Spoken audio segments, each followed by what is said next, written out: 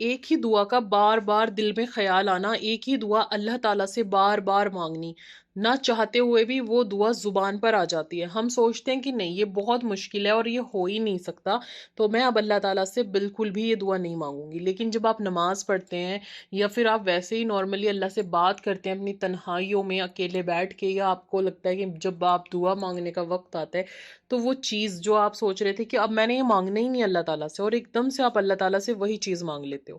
ایک ہی چیز کو بار بار مانگنا، ایک ہی دعا کو بار بار مانگنا، ایک ہی دعا کا خیال آنا، ایک ہی چیز دماغ میں چلتے رہنا، کیوں ہوتا ہے یہ سب کچھ؟ کیا یہ اللہ تعالیٰ کی طرف سے اشارہ ہے کہ اس نے کن فرما دیا؟ کیا یہ اللہ تعالیٰ کا اشارہ ہے کہ میں آپ کی دعا قبول کروں گا؟ یہ کیا چیز ہے؟ میں آپ کو آج اپنے خود کے ایکسپیرینس کے ساتھ بتاؤں گی الحمدللہ سے کہ ایک ہی دعا کو بار بار مانگنے سے یا ایک ہی چیز کو اللہ تعالیٰ سے مانگنے سے کیا ہوتا ہے، اور کیا اللہ پاک اس چیز کو آپ کو دیتے ہیں یا نہیں دیتے، یا وہ کس طریقے سے آپ کی دعا قبول فرماتا ہے. ہر انسان نے سیکھ لینی ہے کہ جب ہم اللہ تعالیٰ سے کچھ بھی مانگتے ہیں یا کوئی بھی چیز سچے دل سے پڑھتے ہیں نا، تو اللہ پاک ضرور قبول فرماتے ہیں. اللہ پاک اسی طریقے سے ہم سب کی جائز دعاؤں کو قبول فرمائے. جتنے بھی میرے بہن بھائی پریشانیوں میں مبتلا ہیں، اللہ پاک ان سب کی پریشانیوں کو ختم فرمائے. آمین ثم آمین. انشاءاللہ اللہ پاک آپ کے لیے آسانیاں کریں اور سبھی بہن بھائیوں کی دعاؤں کو قبول فرمائے. اللہ تعالیٰ بے اولادوں کو اولاد اور بے روزگاروں کو روزگار عطا فرمائے. آمین ثم آمین. انشاءاللہ مجھے بھی اپنی دعاؤں میں ضرور یاد رکھیے گا. چلو اب بات کرتے ہیں دعا کے اوپر.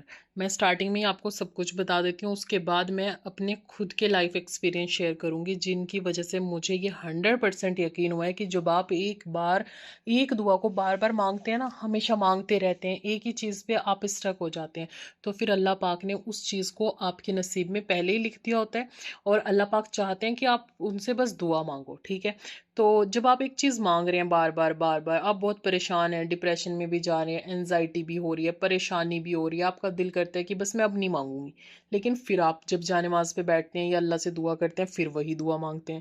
کئی بار آپ خود اللہ تعالیٰ سے کہہ رہے ہوتے ہیں کہ اللہ پاک پلیز اس دعا کا نا خیال میرے دماغ سے نکال دیں، اور پھر بھی آپ وہی دعا مانگ رہے ہیں بار بار. تو ایک نبی کریم صلی اللہ علیہ وآلہ وسلم کی حدیث ہے کہ اللہ پاک ہر دعا قبول کرتے ہیں، اور جب تک اس کی دعا قبول ہوتی رہتی ہے، جب تک کہ وہ جلدی نہ مچائے.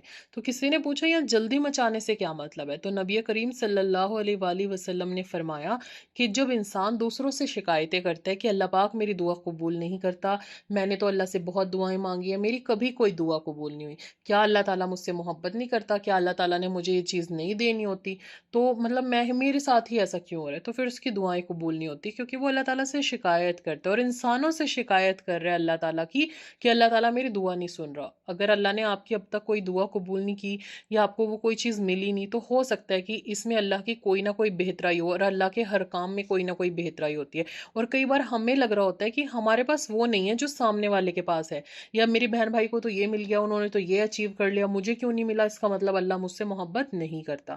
جبکہ اللہ اپنے ہر ایک بندے سے 70 ماؤں سے زیادہ محبت کرتا ہے اور سب سے برابر کرتا ہے. جب آپ ایک ہی دعا پر اسٹک ہو جائیں نا، تو آپ سمجھیں کہ اللہ پاک نے آپ کی دعا پر کن فرما دیا ہے، آپ کی دعا قبول ہو چکی ہے. لیکن وہ آپ کو کب ملے گا، کیسے ملے گا، یہ صرف اور صرف اللہ ہی جانتا ہے، اور اللہ کا ہر کام صحیح وقت پر ہوتا ہے اور بہترین وقت پر ہوتا ہے. تو صبر سے بس دعا مانگتے رہیں. تو اسی طریقے سے جب بھی آپ کو لگے نا آپ کی دعا قبول نہیں ہو رہی اور آپ ایک ہی دعا پہ اسٹک ہیں، تو ہمیشہ میری اس بات کو یاد رکھیے گا کہ آپ کی دعا نا قبول ہو چکی ہے، اور اللہ تعالیٰ چاہتے ہیں کہ آپ اس دعا کو مانگیں. تبھی تو آپ ایک ہی دعا بار بار اللہ تعالیٰ سے مانگ رہے ہیں. پریشانی میں بھی مانگ رہے ہیں، دکھی تکلیف ہو جب بھی آپ وہی چیز مانگ رہے ہیں، خوشی ہو جب آپ وہ چیز مانگ رہے ہیں، اور بس اللہ سے مانگتے جا رہے ہیں. تو انشاءاللہ آپ کی دعا کو اللہ پاک نے قبول کر لیا ہے. بس اللہ کی شکایتیں کسی انسان سے نہ لگائیں کہ میری دعا قبول نہیں ہوتی، اور کبھی نا امید نہ ہو کہ میری دعا قبول نہیں ہوگی، کیونکہ پھر اللہ پاک کہتے ہیں کہ یہ بندہ کیسا ہے، یہ تو ناشکر ہے کہ مطلب میرے سے تھوڑی سی دعا کیا مانگ لی، 1 سال 2 سال میرے سامنے نمازیں کیا پڑھ لی، اور اگر میں نے اس کو 4 سال بعد دینے کا ارادہ کیا تو اس پہ تو بہت زور پڑ رہا ہے.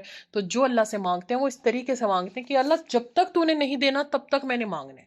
اب میں خود کا اپنا لائف ایکسپیرینس شیئر کرتی ہوں. یوٹیوب کا دماغ میں نا ایک دم اچانک سے آیا کہ مجھے یوٹیوب یا انسٹاگرام پہ مجھے کام کرنا ہے، اور میں نے بس سوچا کہ ہاں مجھے کرنا ہے. لیکن دھیرے دھیرے 2-3 مہینے تک لگاتار یہی خیال میرے دماغ میں آتا رہا. میں نے اللہ سے अभी दुआ मांगनी शुरू नहीं की। फिर मैंने अपना चैनल बना लिया यही वाला और मैंने वीडियोस बनानी शुरू कर दी। लेकिन ना फिर भी मतलब एक चीज़ थी कि नहीं चलेगा, नहीं क्यों चलेगा ये, और मतलब मेरी वीडियोस में इतना दम थोड़ी है, मैं थोड़ी सामने आती हूँ, मैं बैकग्राउंड की वीडियोस ज़्यादातर डाला करती थी। तो ऐसे ही ना मतलब दिमाग में ये चीज़ें आ रही थी।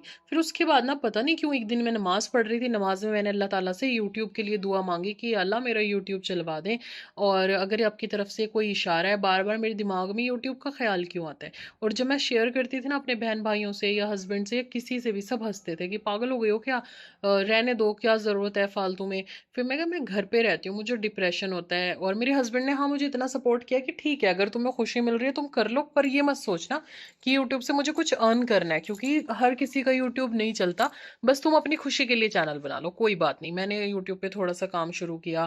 फिर उसके बाद ना मैंने अल्लाह से कहा कि अल्लाह, अगर ये मेरे तरफ आपका कोई इशारा है ना यूट्यूब का, तो प्लीज़ मेरी एक वीडियो वायरल कर दें। मुझे मतलब ऐसे कुछ हो रहा है, पर मैं दुआ अल्लाह ताला से रोज़ मांग रही थी कि अल्लाह ताला आपने ही चलाना है, मुझे नहीं पता एल्गोरिथम क्या होता है, यूट्यूब की में वीडियोस कैसे वायरल होती है, बस आपने करना है। आप यकीन करें, जैसे मैंने अल्लाह से दुआ की, मुझे ना एक मोटिवेशन सी मिली कि शायद अल्लाह का ये इशारा है। और फिर मैंने ना ऐसी वीडियोस बनाना शुरू की धीरे धीरे। ये नहीं कि एकदम मैजिक हो गया और एकदम एक वीडियो मिलियंस में चली गई।